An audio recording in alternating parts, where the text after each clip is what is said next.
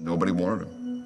Nobody wanted him. Nobody called for him. Nobody came to see him. They died. And then they didn't even know what to do with the bodies. And so they cremated him. And they put him in cans, and then they put the cans away. And still nobody came. Nobody ever came. They never came.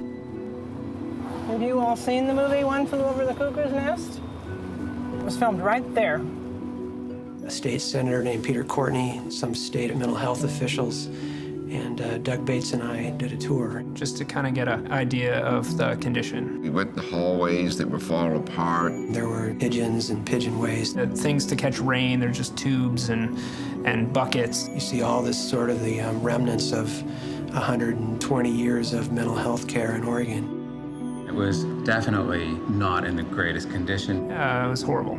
And we leave and we go out into the yard. Somebody said, I may have an eye, what's in that shed out there?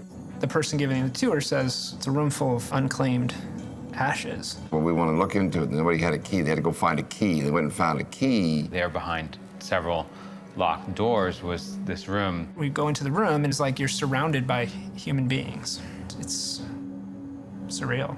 About 3,500 copper canisters. Can after can, some of them fused together. 3 deep on these very simple pine shelves. There was these pages, water-stained pages on a little broken-down table which had a bunch of numbers on them and names. And as it turns out, the numbers were on the cans, and the number matched the names on these pages. As I was setting up my camera to photograph some of the canisters, I could tell there was somebody standing in the doorway, and he leaned his upper body into the room and whispered almost to himself, "The Library of Dust." How sad it is to have been forgotten in life and to be forgotten in death. That's the ultimate tragedy. There are a mass number of people who have mental health issues that we can't just put on a shelf or in a room. Every man and woman, every child has their breaking point. They can break down. And but for the grace of God, there go you, there go I. So you better be careful about this world, because we're all going to get tested. Nurse Ratchet's there with her clipboard, and she's saying, well, how do you feel today, Mr. Garger? You know, and, well, I feel like shit because I'm in this room with you, and I don't want to talk about stuff that you don't even understand, and I don't even understand. Nobody can, who understands insanity? Who can say, I've been there and I wrote it all down? Nobody.